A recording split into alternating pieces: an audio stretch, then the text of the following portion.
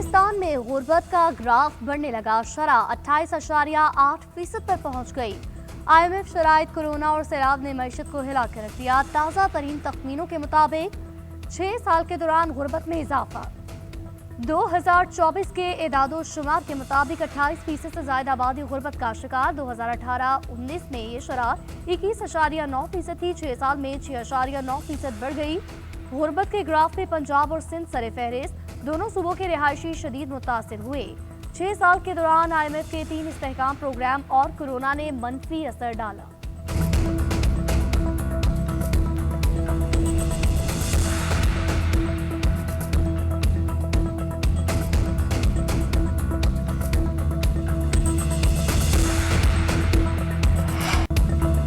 IMF वफ्द के दौरे पाकिस्तान का शेड्यूल जारी। वफ्द 25 फरवरी को पाकिस्तान पहुंचेगा। तोसी फंड सहूलत प्रोग्राम के तहत तीसरे जायजे पर बात करेगा। रेजिलियंस एंड सस्टेनेबिलिटी फैसिलिटी के दूसरे जायजे पर बात होगी। IMF की डायरेक्टर कम्युनिकेशन जेली कुजैक की न्यूज ब्रीफिंग बताया। EFF के तहत पाकिस्तान की पॉलिसियों से मईशत को इस्तेहकाम मिला। 2025 में पाकिस्तान की माली कारकर्दगी महफूज रही और मजबूत रही। मुल्क ने GDP का 1.3% बुनियादी मालियाती सरप्लस हासिल किया। पाकिस्तान में महंगाई की शरह काबू में रही। 14 साल बाद पहली मरतबा करंट अकाउंट सरप्लस रिकॉर्ड किया गया।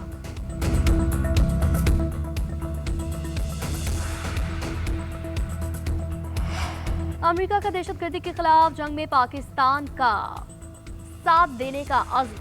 वज़ीर-ए-आज़म मोहम्मद शहबाज शरीफ और नायब वज़ीर-ए-आज़म की अमरीकी वज़ीर ख़ारजा से मुलाकात। तर्जुमान अमरीकी महकमा ख़ारजा के मुताबिक मार्को रूबियो ने बलूचिस्तान और इस्लामाबाद में दहशतगर्दी की मज़म्मत की।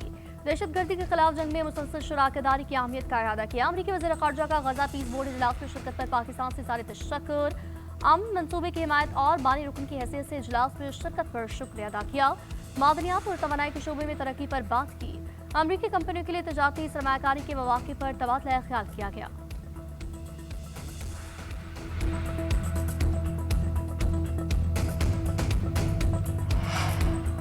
वज़ीर-ए-आज़म मोहम्मद शहबाज शरीफ की वाशिंगटन में बोर्ड ऑफ पीस इजलास में शिरकत। आलमी रहनुमाओं के साथ गैर रस्मी और खुशगवार माहौल में मुलाकातें। वज़ीर-ए-आज़म की बहरीन के फरमानरवा शाह हम्माद बिन ईसा से मुलाकात। अज़रबैजान के सदर इल्हाम अलीयेव, उज़्बेकिस्तान के सदर शौकत मिर्ज़ायोव से भी मुलाकात। कज़ाकिस्तान के सदर कासिम जोमारात तुकालियेव और इंडोनेशिया के सदर से भी मुलाकात। अहम इलाकाई आलमी तबूर पर तबादला ख्याल। नायब वज़ीर-ए-आज़म इसहाक डार वज़ीर-ए-आज़म शहबाज शरीफ के हमरा थे। चीफ एग्जीक्यूटिव FC वेलमैन से भी मुलाकात। पाक अमरीका बढ़ती शराकतदारी के फरोग पर इत्तफाक। वज़ीर-ए-आज़म ने अप्रैल में मुनक्किद होने वाली मादनियात कॉन्फ्रेंस में शिरकत की दावत दी।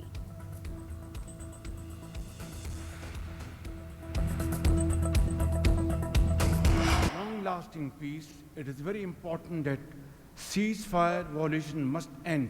Mr. President, we hope that under your visionary and dynamic leadership, we will ensure a just and lasting resolution to the issue of Palestine.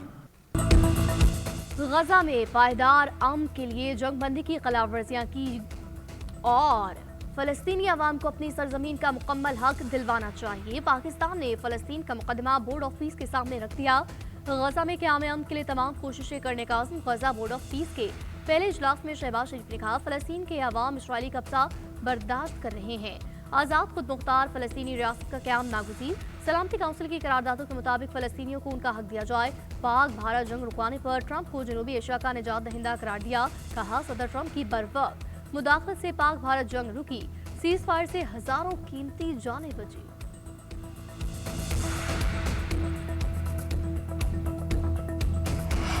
Prime Minister Sharif, I like this man, of Pakistan, because there was some fighting going on when I got to know him, and your Field Marshal, General, great General, great Field Marshal, a great guy.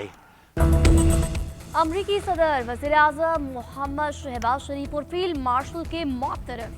Field marshal को अजीम fighter करार दिया। गजा board of peace के इजलास में Trump ने कहा, वज़ीर-ए-आज़म को भी पसंद करता हूं मैं। पाक भारत जंग के दौरान मेरे इनसे ताल्लुकात मजीद मजबूत हुए।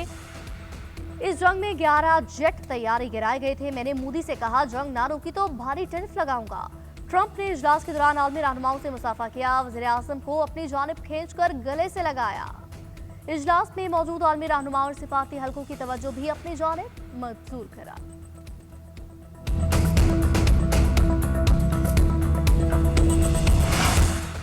तेहरान को किसी सूरत एटमी हथियार रखने नहीं दिया जाएगा, मुआहदा न किया तो नताइज बुरा होगा।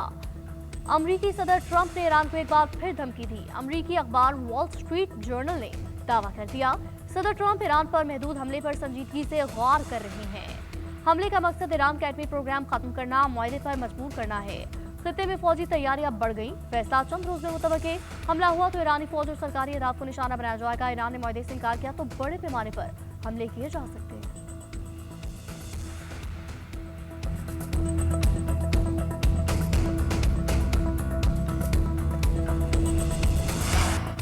जंग नहीं चाहते, लेकिन हमला हुआ तो दुश्मन के अड्डों और असासों को निशाना बनाएंगे, ईरान का दो टोक पैगाम।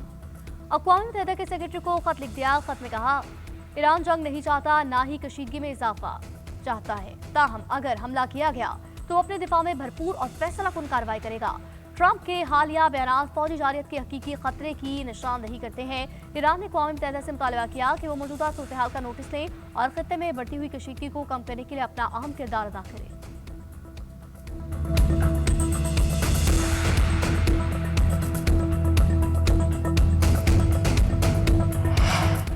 वज़ीर-ए-आज़म ने फ़लस्तीनियों का मुकदमा पूरी दुनिया के सामने रखा, भरपूर अंदाज से लड़ा। अमरीकी सदर ने पाकिस्तान के किरदार को सराहा, बहुत पसीराई मिली।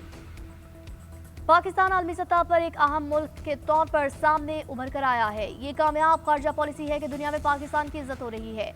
वफाकी वज़ीर इत्तलात अता ताहर की खुसूसी गुफ्तगू कहा, पहले पाकिस्तान तन्हाई का शिकार था, अब हर आलमी मामले पर अहम प्लेयर बनकर उभर रहा है। जब क़यादत ईमानदार हो तो इसका नतीजा हमेशा मस्बत रहता है।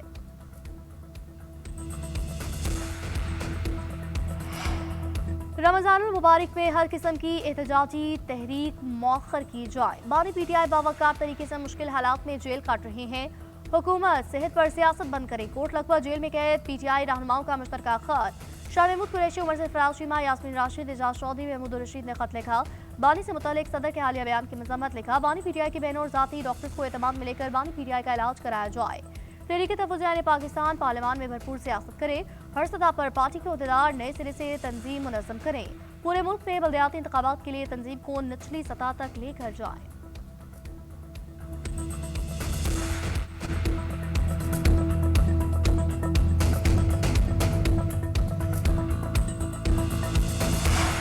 की इज्जत केस में हक दिफा खत्म करने के खिलाफ बानी पीटीआई की नजरसानी अपील। सुप्रीम कोर्ट ने वज़ीर-ए-आज़म को नोटिस जारी कर दिया। ट्रायल कोर्ट की कार्रवाई पर भी हुक्म इम्तनाअ जारी। अली जफर ने मौक़िफ़ इख्तियार किया। बानी पीटीआई की टांग में गोली लगी थी, वो जख्मी होने के बाद इस केस में पेश न हो सके। ट्रायल कोर्ट ने बानी पीटीआई के दम पैरवी पर हक के दिफा खत्म कर दिया। अब मुकदमे में शहादतें रिकॉर्ड हो रही हैं। जस्टिस शाह मलिक ने रिमार्क्स दिए। ट्रायल कोर्ट ने हक के दिफा खत्म करने से पहले 2 तारीखों पर बानी का जख्मी होना तस्लीम किया। जख्मी होना तस्लीम करने के बाद हक के दिफा कैसे खत्म किया जा सकता है?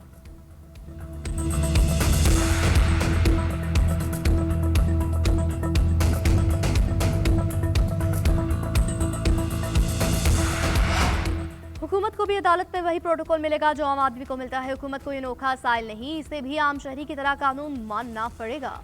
जस्टिस आयशा मलिक ने वफाकी हुकूमत की अपील ज़ायदुल मियाद करार देकर खारिज की। ताखीर माफ करने की हुकूमती इस्तदा भी मुस्तरद करती। हुकूमत ने फेडरल सर्विस ट्रिब्यूनल के फैसले के खिलाफ ताखीर से अपील की थी। सुप्रीम कोर्ट ने रिमार्क्स दिए, रियासत शहरियों से तो कानून बनवाती है लेकिन खुद बहाने मराती है। रियासत अपनी नाअहली का बोझ अदालत पर नहीं डाल सकती।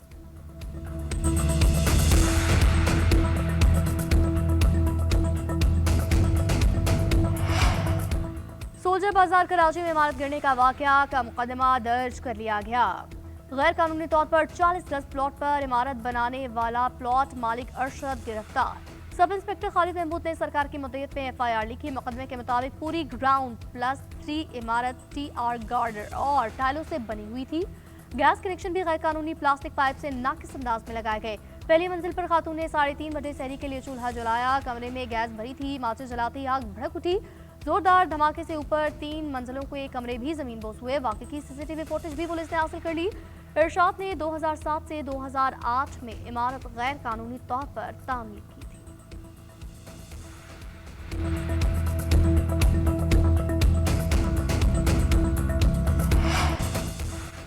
लाहौर में शेरावाली और टेक्साली गेट मंसूबों पर हुक्म इत्मीनान में तोसी। अदालत ने सरकारी वकला और मेंबर कमीशन से रिपोर्ट तलब कर ली। लाहौर हाईकोर्ट में स्मोक तदारुक केस की समाअत। पंजाब यूनिवर्सिटी के वकील ने मौक़िफ़ इख्तियार किया। वाइस चांसलर कहते हैं उन्हें दरख्त कटवाने का इख्तियार है। चीफ जस्टिस शाहिद करीम ने रिमार्क्स दिए। दरख्तों की कटाई बारे अदालत के वाज़ेह अहकामात मौजूद हैं।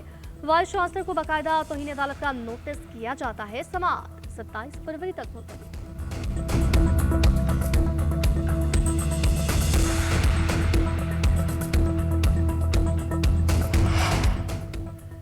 स्मोक के तदारुक के लिए पंजाब हुकूमत का बड़ा फैसला। अगले स्मोक सीजन से पहले सनतों की मरहलावार मुंतकिली की जाएगी। सूबे भर में प्लास्टिक फ्री जोन, फिकेशन और हॉट स्पॉट्स का तयन भी किया जाएगा।